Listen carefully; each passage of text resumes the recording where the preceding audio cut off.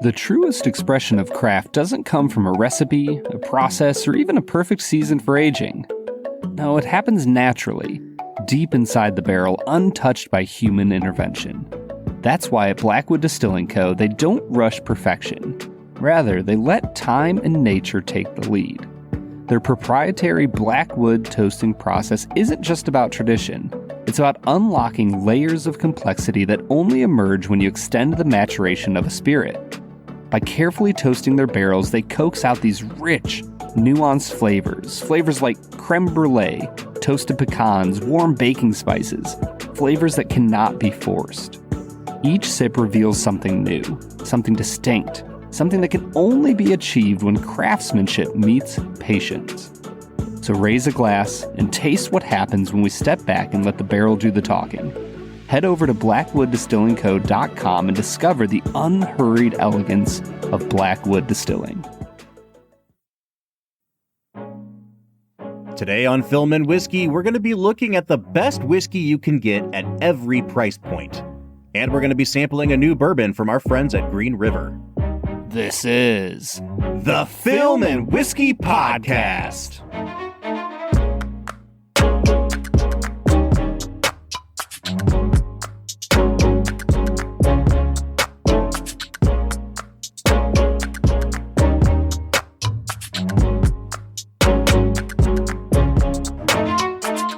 Well, hey everybody, welcome into the Film and Whiskey Podcast. I'm Bob Book.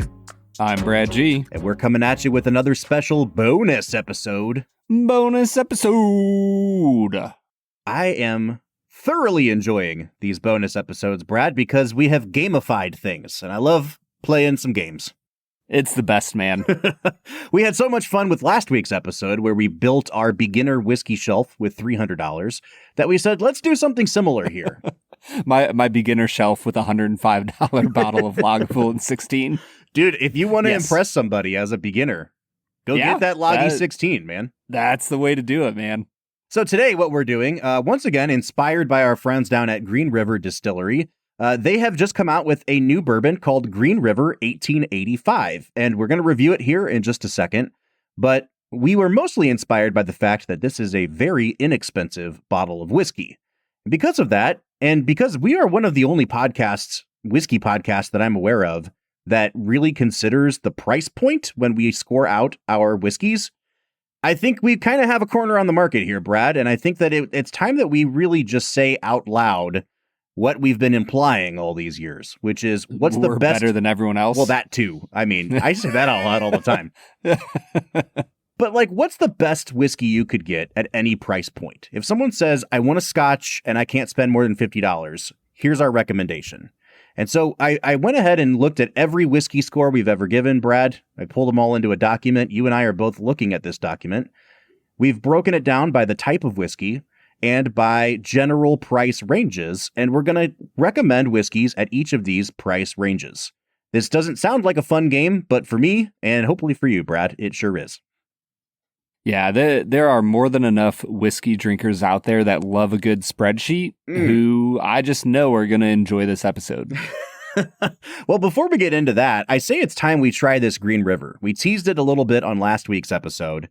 So this is called Green River 1885 Bourbon Whiskey. We don't know too much about it other than the sell sheet that we found when we Googled it online. The side of the bottle, the copy says that it is a 4-year age stated bourbon. It is only 85 proof, though. That's part of the 1885 appeal. We do know the mash bill on it is 76% corn, 15% rye, 9% malted barley. Perhaps most importantly, Brad, is the price on this bad boy. Yeah, not only are you only going to spend $22 on this bottle of whiskey, Bob, this is not a 750 milliliter bottle of whiskey. No, you know how not. much comes in this bottle? 1 full liter, baby. A whole liter of whiskey at $22. Seriously, folks, this is among the most inexpensive bourbons you can get at this size. And I already inherently trust that it's going to be better than most of those whiskeys because it is from Green River.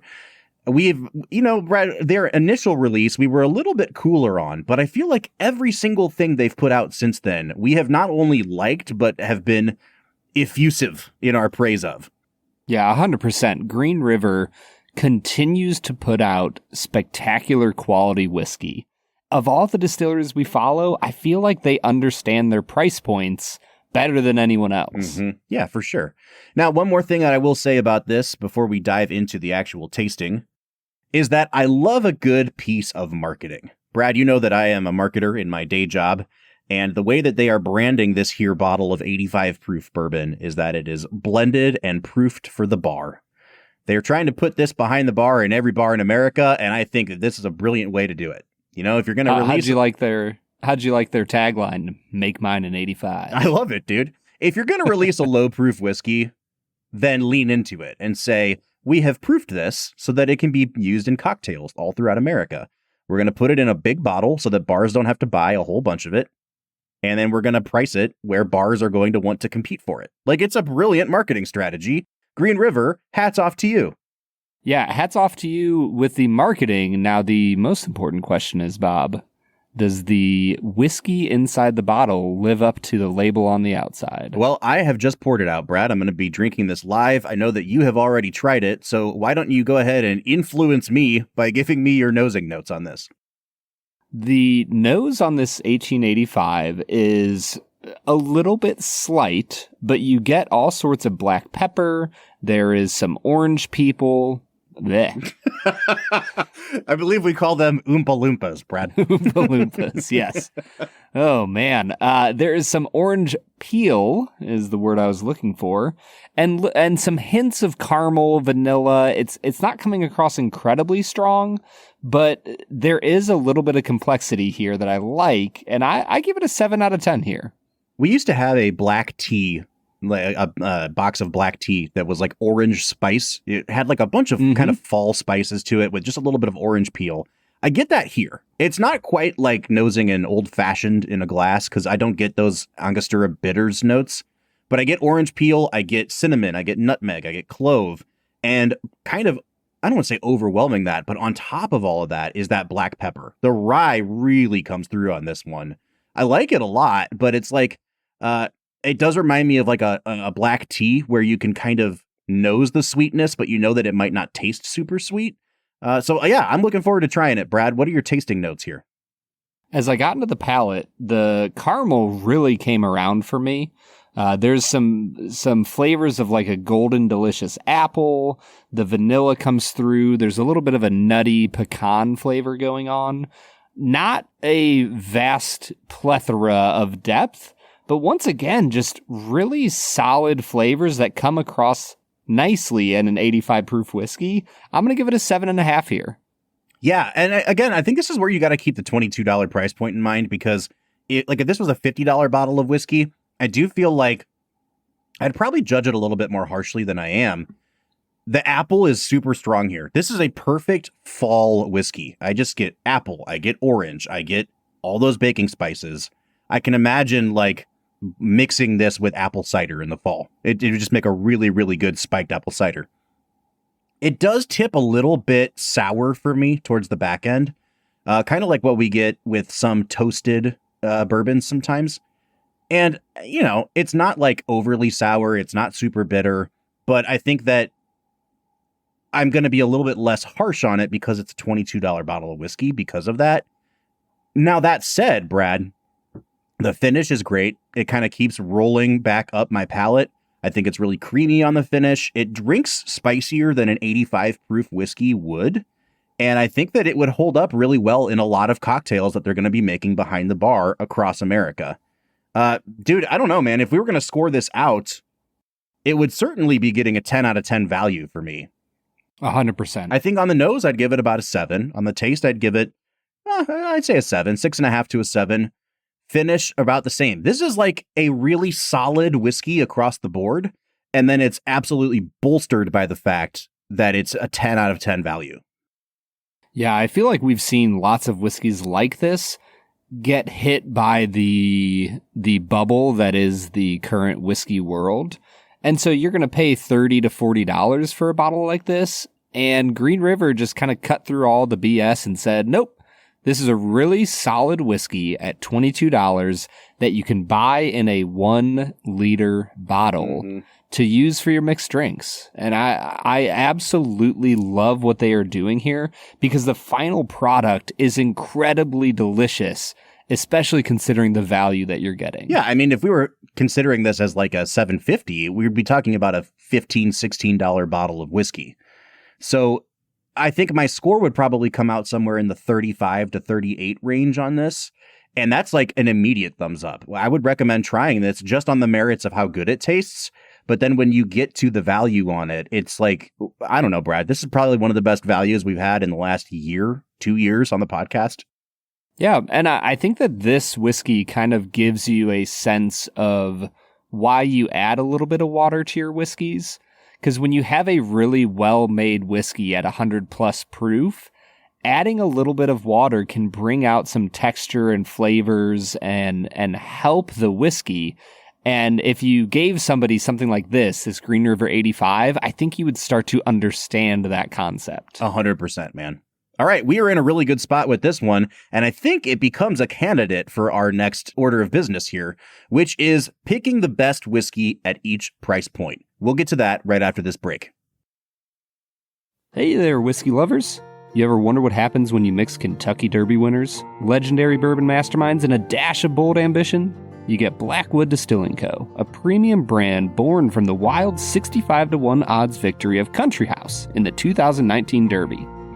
They have crafted luxury toasted bourbon and America's first triple-barreled toasted rye that'll knock your socks off in the most delicious way possible. Picture this: 7 to 9-year-old Kentucky bourbon.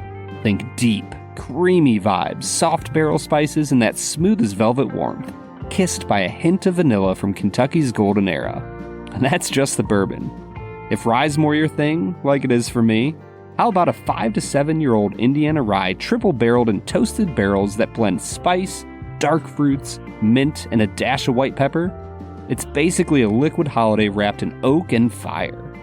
Batches are continuously rolling out in states all across the union, so if you want in on luxury, head to blackwooddistillingco.com to get yourself some Blackwood toasted bourbon and toasted rye. Cheers to the good stuff. All right, Brad, it's time for us to pick the best whiskey at each price point. Now, I'll leave it to you here. We have this nice little fancy document broken down with color coding and everything else. We do have it broken down by type of whiskey. So where would you like to start? Bourbon is obviously the most dominant type of whiskey we've had on this podcast, so there's a lot to go through with bourbon. Would you rather knock out some of the ones that we've had fewer of, or just start right with bourbon? Yeah, I was going to say, let's go with our rye, our Irish, and international. Mm-hmm. And then from there, I think we should do Scotch and then bourbon. Now, I put international as a category here, which is not really fair because obviously Scotch and Irish whiskey, and if we did Canadian, those would all be international too. But we've had some whiskeys like Japanese whiskeys, we've had Taiwanese whiskeys, Indian whiskeys, that there just aren't enough of them to form their own category. So perhaps unfairly, I said international as a category. That's what I mean there. Brad, why don't you go ahead and walk us through the price point ranges that we're going to be choosing from? Yeah, it's pretty simple. We're going to be looking at whiskeys in 5 categories, under $25. So, kind of your bottom level whiskeys that you'll be drinking day in and day out. $25 to $50, $50 to $80, $80 to $120. And then we're kind of getting into our luxury tier of $120 plus. Mm-hmm. Now, I can tell you right now, Bob, that is going to get really expensive when it comes to the scotches that I picked out. Well, yeah, and I will say that the list that we're looking at here, Brad, I went back through all of our whiskeys that we've reviewed, and I just kind of arbitrarily said, I'll put the cutoff at 38 out of 50 on average. Now, I think that's going to unfairly impact like our under $25 category because a lot of times those whiskeys aren't great, but they're like far and away the best thing you can get for $15. And so I think when I look at this list, a lot of those whiskeys are missing, and it's going to really come down to us to kind of nominate some of these. But this gives us a nice baseline. So why don't we go ahead and start walking through, Brad? Do you want to start with rye or Irish or international? Let's go ahead and start with rye. Might as well start at the top. Now, I don't have any whiskeys categorized here for the under 25 category. And in fact, I think maybe the only one we've ever done that would fall into that category is Old Overholt. Not even the 100 proof Old Overholt, but the regular. And I think that you might be able to get the 100 proof for under 25. So it's just a question of, Brad, which one would you rather have on your shelf? The 80 proof or the 100 proof? Probably the 100 proof. I think that would be my go-to. There's just a depth of flavor you can't quite get on 80 proofs. Well, there you go. By virtue of being the only one that we could pick from, Old Overholt 100 is your under 25 rye representative. Now, in the $25 to $50 range, we've really only got two here. We've got the Old Overholt 114 proof, which our friend Chris Blattner raves about. And then we've also got your standard US1 Michter's single barrel rye.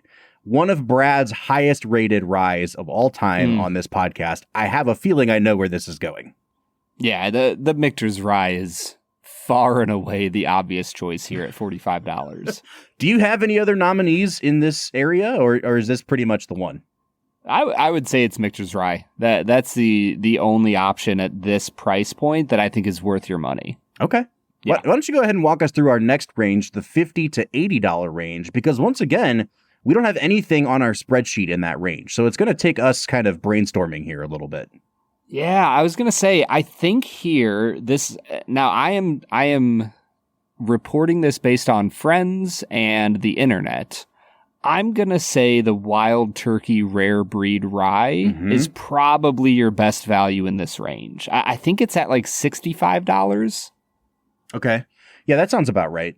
The only one that I would put up that came from a bonus episode, so it doesn't have a full score from us, was this one we tried last year. We tried two ryes on one episode, and one of them was the Tumblin' Dice Rye, which is really good, but like $80 or $90.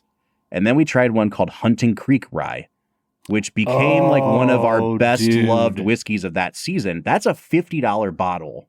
And I just tried it again a couple weeks ago. And I don't know if I could get a better rye for $50 than the Hunting Creek. Yeah, I do remember that Hunting Creek. I just looked up the price. The Wild Turkey Rare Breed Rye is $60. So I'm probably going to buy myself a bottle of that soon. That Hunting Creek Rye was stunning. So that's the winner in my book. Awesome. All right. Well, that takes us to the $80 to $120 range, where we've got three nominees, and they are all Brad G. beloved favorites. One of them at $100+ depends on where you get this bottle, is your Midwinter Nights Dram. This is the tater bottle of all tater bottles. People seek this out every year. It ends up getting way marked up. So I almost hesitate to put it in here at 100 because it's so rare to find it at 100. And it has to compete with Barrel Seagrass.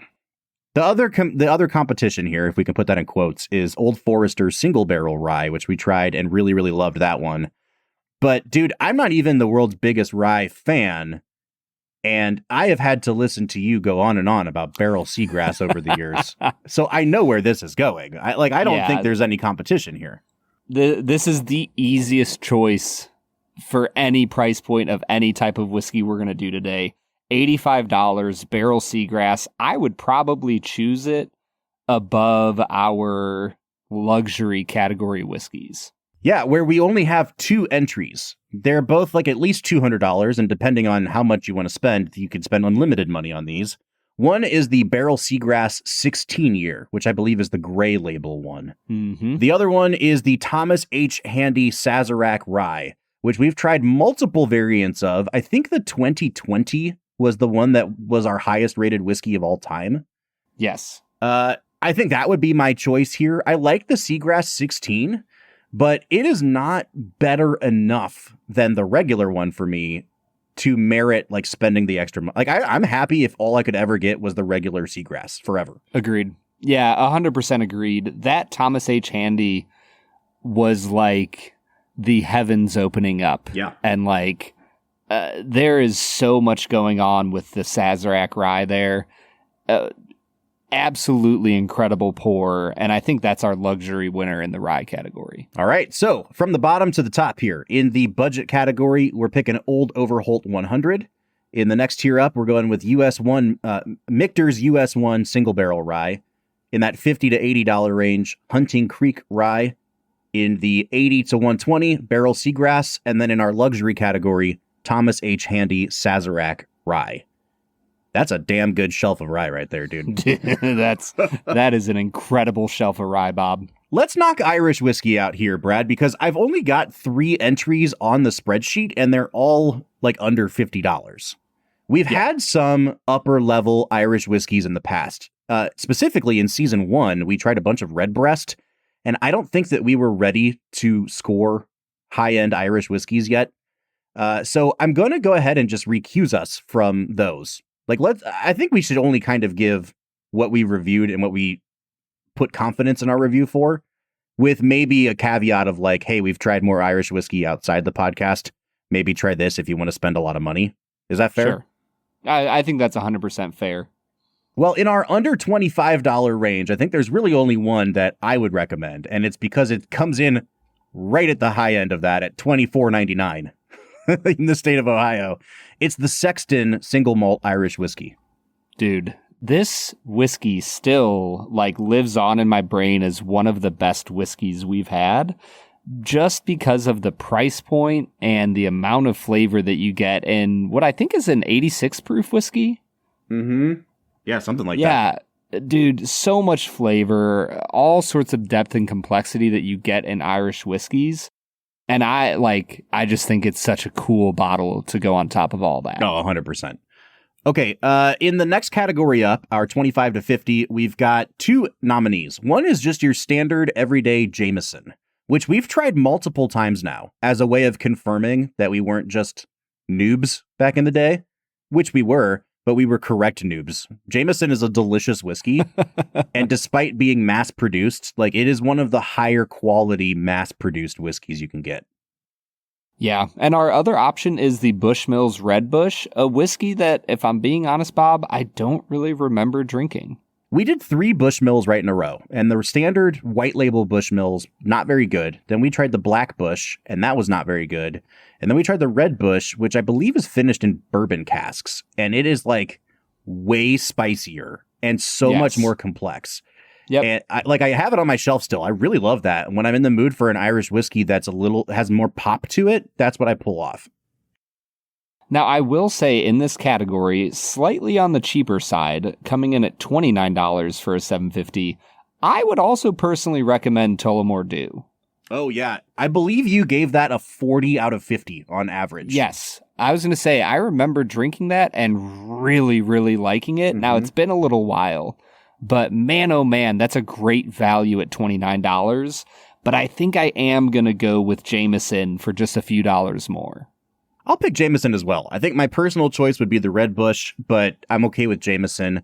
Now, again, we have had some Irish whiskeys on the way high end. Actually, back in March, we went to this event that was hosted by the Ohio Liquor Bureau, where we drank a bunch of really great Irish whiskeys. Waterford blew my mind. Oh, dude. Bua was really, really good. Yep. We've also had an Irish whiskey from a company called Ahru, ATHRU, that they mailed them to us from Ireland. That was the coolest package of mail I've ever gotten. I don't know how it got through customs, but it got to my house somehow. And that was the best Irish whiskey I've ever had, but it was also $250 a bottle. Yeah, there are incredible Irish whiskeys out there. We're not going to finish up the lineup for Irish because we just haven't had quite enough of it. But if you haven't gotten into Irish whiskey yet, you need to. All right, Brad, let's knock out this one that I called international. Now, we've had probably 4 or 5 Japanese whiskeys on the show, and then intermingled with some other areas. One of them being Wales, where we had a flight of, I think, 4 different Penderyn whiskeys. The Penderyn Portwood is still one of our highest rated whiskeys of the last few seasons. I freaking love that thing. We've gone over to India and had a couple. The Amrut Fusion, one of our highest rated whiskeys ever. We had one from Taiwan called Kavalan, which was pretty good. I don't think it's in the league of those other 2. And then the best Japanese whiskey that we've had on the show so far was the Yamazaki 12, which is a higher end Japanese whiskey. Brad, I think that honestly, what we really have to decide here is between the Amrut Fusion and the Penderyn Portwood, what would get our pick in that 80 to 120 range, because they both come in around $90. Okay, yeah. I mean, the Portwood, from what I remember, was similar enough to kind of that Irish Scotch experience, and the Amroot fusion was just spectacular. And I don't know if I've ever tasted plum on a whiskey so clearly before. Nothing against Penderyn. Penderyn makes incredible whiskeys. I remember we loved all four of them, but I'm going to give the Amroot my vote of confidence here. All right. So Amroot Fusion, and then I guess by default, Yamazaki 12 are our representatives from the international bracket, if you want to call it that. Yeah, and I will say, literally just a few nights ago, I drank some Nika from the barrel. Oh, dude. It's so good. It's incredible, man. And it's coming in at $70. So it also would be in that 50 to 80 price point range. And oh my gosh, dude, it was spectacular. Okay, let's jump down to Scotch. And Scotch is an interesting one because I don't have anything in the under $25 price point. And I think that's... I have something for you, Bob. Oh, do you really? Cuddy Sark, baby. Oh, Cuddy. Heck yeah, dude. Let's do Cuddy. Come on, man. Cuddy gets a bad rep, but for it sure does. $17, it's a damn good mixer. It's an incredible mixer. And if you really just want to have some fun times on cheap Scotch, get yourself some Cuddy Sark. There you go. Our sub $25 entrant is Cuddy Sark. In the $25 to $50 range, we've got some legitimate single malts and then some blended as well.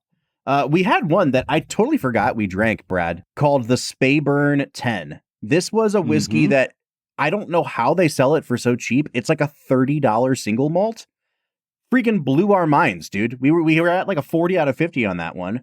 We also really liked your standard Glenlivet 12, which I don't know how that got such a high score. It's good, but I don't think it's I thought Speyburn was better. This past season, we drank one called the Old Pulteney 12, which also got about a 40 out of 50 from us. I remember being a huge fan of Old Pulteney 12. And then we had the Nomad Outland whiskey, which was $30 and is one of the most sweet, decadent Scotch whiskeys I have ever had. I think I'd also throw Monkey Shoulder in here as well. I don't know. How do you want to proceed, Brad? I almost feel like we should give an award out for a single malt and for a blended. Yeah, I think easily Monkey Shoulder is your blended winner here. I am actually going to go off script, Bob. I have had a single malt that comes in at $35 called Jura 10-year. I've never had anything from Jura. Oh, dude. Don't tell anybody. But Jura 10-year is incredible, and I don't want the price to go up. It would be my vote at this range. And nothing against Nomad. I still really like Nomad, but every time I drink it, I have to convince myself that it's good because I like it so much, but it's so weird in the world of Scotch. That's for sure. Yeah, it's definitely an outlier in the world of Scotch. I think since I haven't had the Jura and I want to try to keep my picks to ones we've actually reviewed on the show, I think I'll go with the Speyburn 10 because I liked the other ones, but I don't know that I liked them enough to pay $12 to $15 more. And if you can get Speyburn for $30, that's a great, great deal. Yeah, 100%, man. I'm with you there. Okay, in our $50 to $80 price point, we've got quite a few nominees here, Brad. Yes, we do. Quite a few. I'll just read them from the bottom up. We've got Highland Park 12. We've got the Chivas Regal Mizunara finish, Ardbeg 10, Glenmorangie Nectar d'Or, Glenmorangie La Santa. How'd you pronounce that, Bob? Nectar Glenmorangie La Santa, Tamdu 10, Port Charlotte 10, Penderyn Madeira finish, Talisker 10, and Quinta Rubin 14. I think we know our winner here, Brad. It really sucks that this whiskey's almost $75 now, though. Yeah, I was going to say, I love Quinta Rubin 14, but I love it at like $60, not at 70, I think $74 it is now. Yeah. Man, I'm going to be honest with you. I think in this list, I think Talisker 10 might be my winner. Yeah, me too. So again, I kind of want to do I think these are all single malts now, but I almost want to do like a non-peated and a peated. Sure. That Port Charlotte is like a freaking peat bomb. That's a little too much for me. Ardbeg 10 might be too, but I think Quinta Ruben is my favorite whiskey here. And I want to keep telling people to buy it, but they're starting to test my patience with the pricing on this thing. Talisker 10 has been $70 forever, so I'm used to seeing that. I think I'm with you. I think Talisker 10 is probably the representative here, Brad.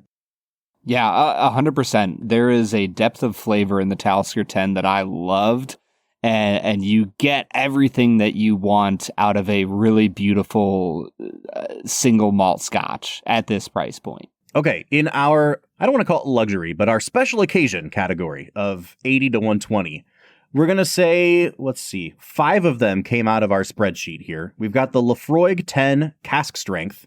We've got Laphroaig Lore, Lagavulin 16, Ardbeg Ugadal, and Glenmorangie 18. Now, the 18-year-old Glenmorangie, I think, is like really pushing the upper limits of that 120. It might even go over in some places.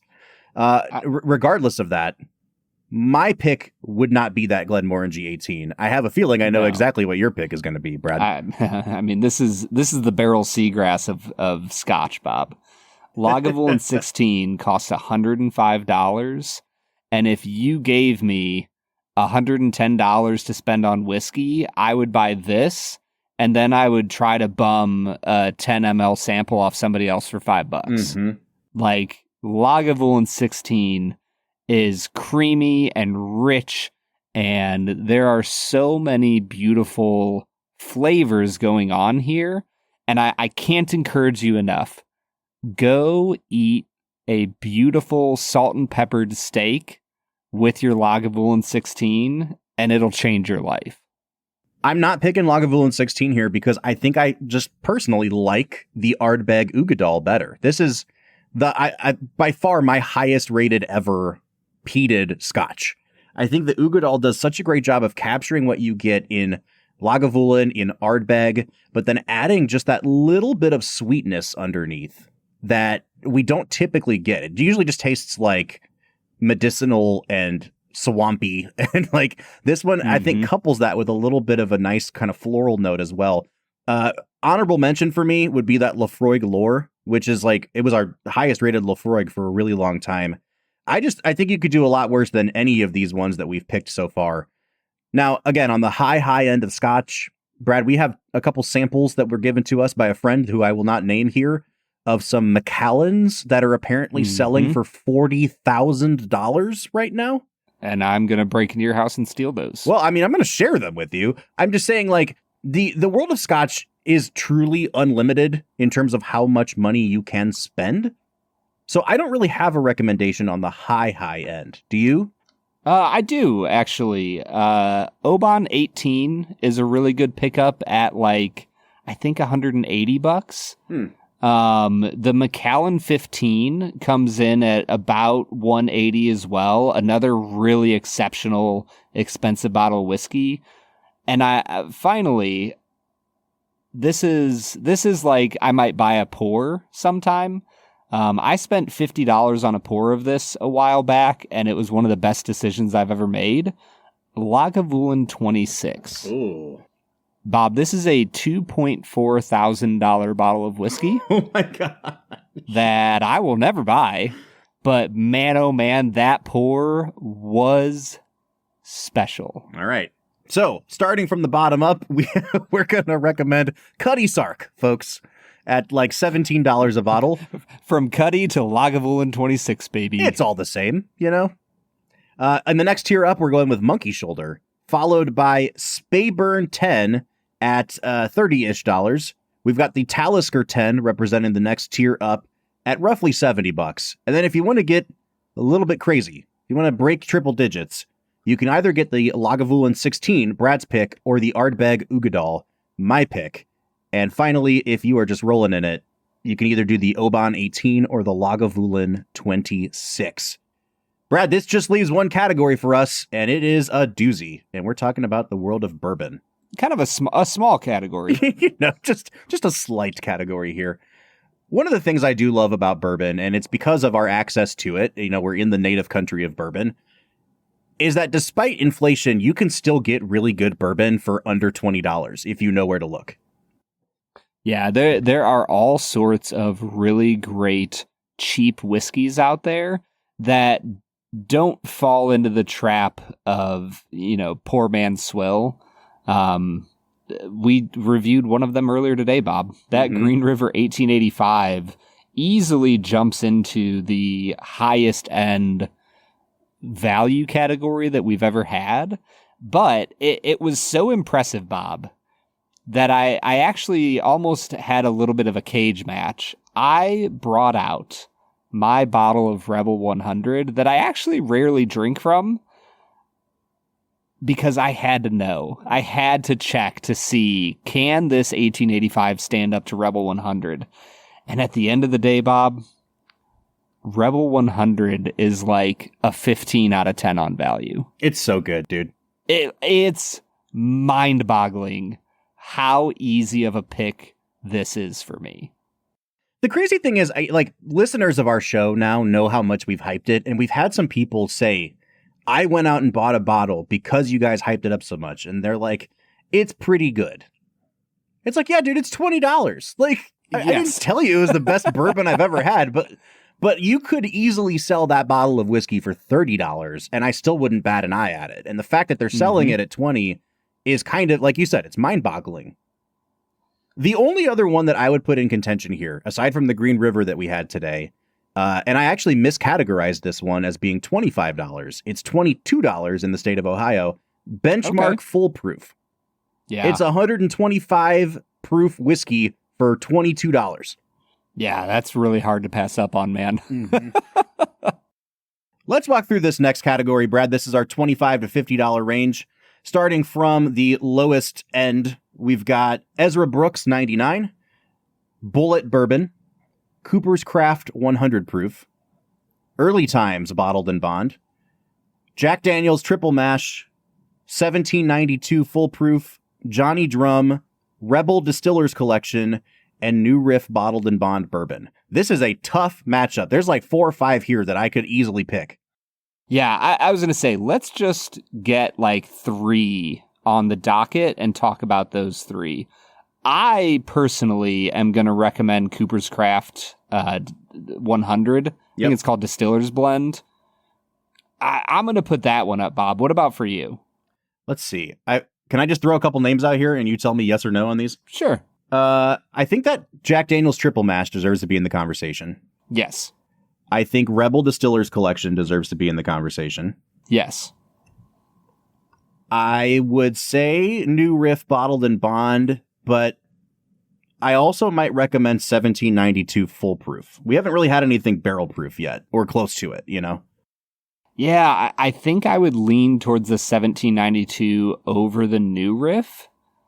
But man, this is a stacked category. And honestly, of all the whiskeys we've done so far, I almost feel like you need like a subcategory of 30 to 40 and 40 to 50. I think that's fair. Let's do that. Okay, so sub $40. We're talking about Cooper's Craft 100. We're talking about Jack Daniel's Triple Mash, which I categorize as bourbon. I know it's Tennessee whiskey. Which is bourbon. I think, okay, let's do that. I would say I think the Triple Mash is the better whiskey, but I would pick the Cooper's Craft here, honestly. Yeah, I just think it's slept on. I think 100% people sleep on the Cooper's Craft. It's got great labeling. It's a good-looking bottle on your shelf, and it makes some of the absolute best cocktails you will ever have if you're willing to spend, $35 on a mixer. Okay, so between Rebel Distillers Collection and 1792 Full Proof, I obviously know my choice. What would your choice be? Yeah, I think my choice is pretty obvious too. The Rebel's Distiller Collection takes everything you get with Rebel 100 and shows you why that is so good when you give it a higher quality edition. Yeah, for sure.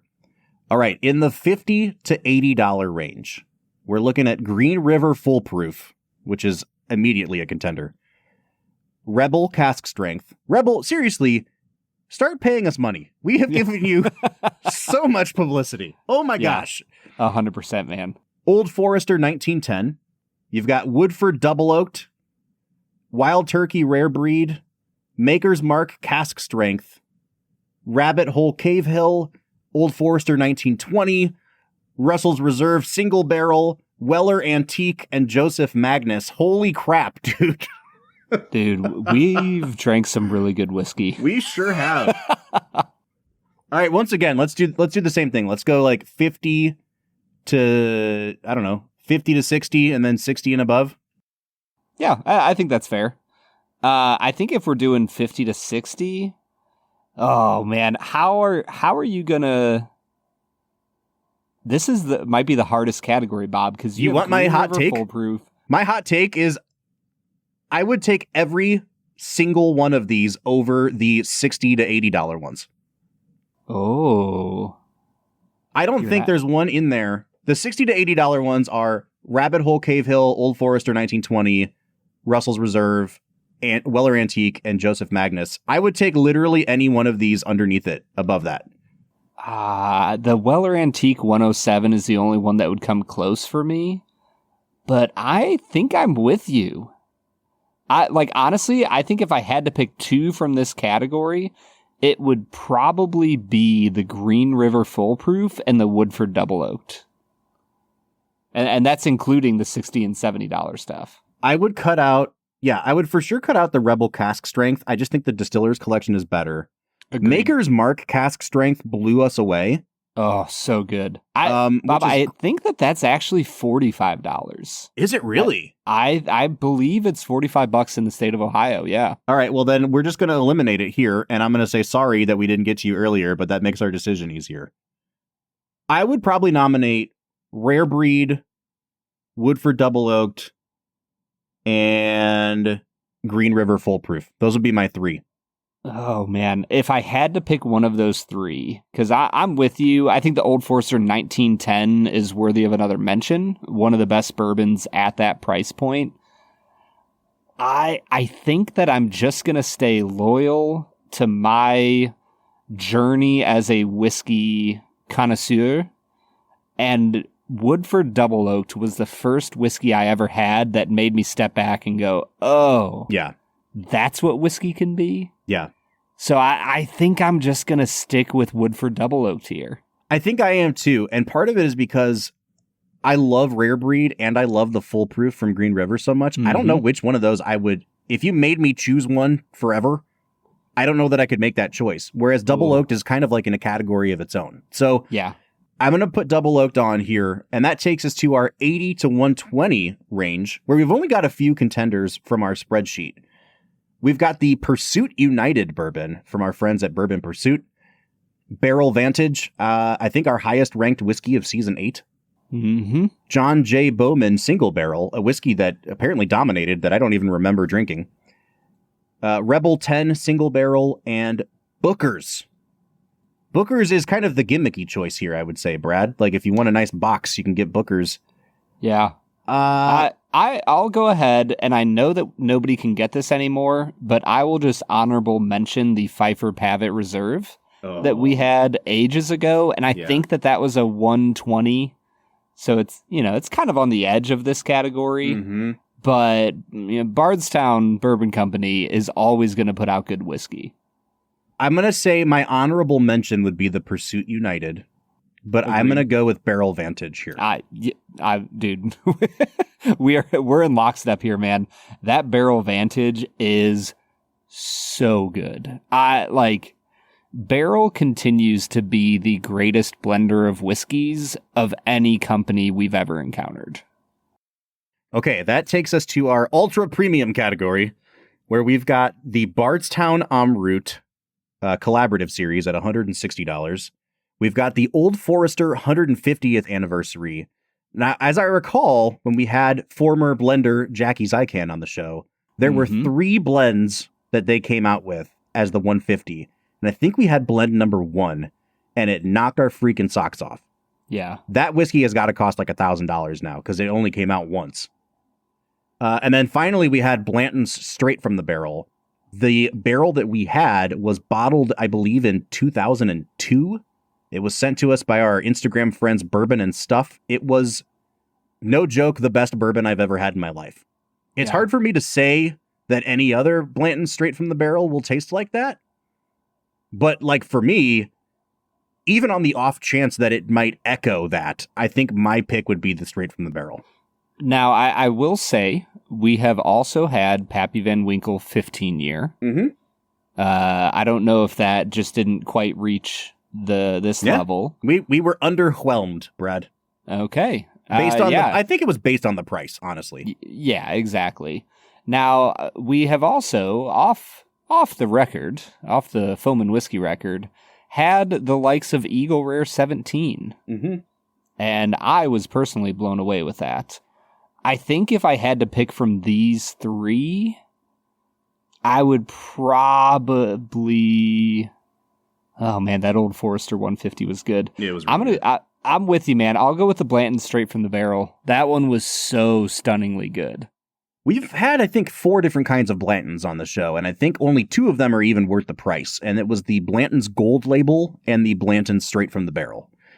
And I think that if you're ever going to try to tell people to go buy Blantons, you gotta have, like, it has to be the straight from the barrel. It's the only one that I think is worth springing for in terms of the money you're going to invest.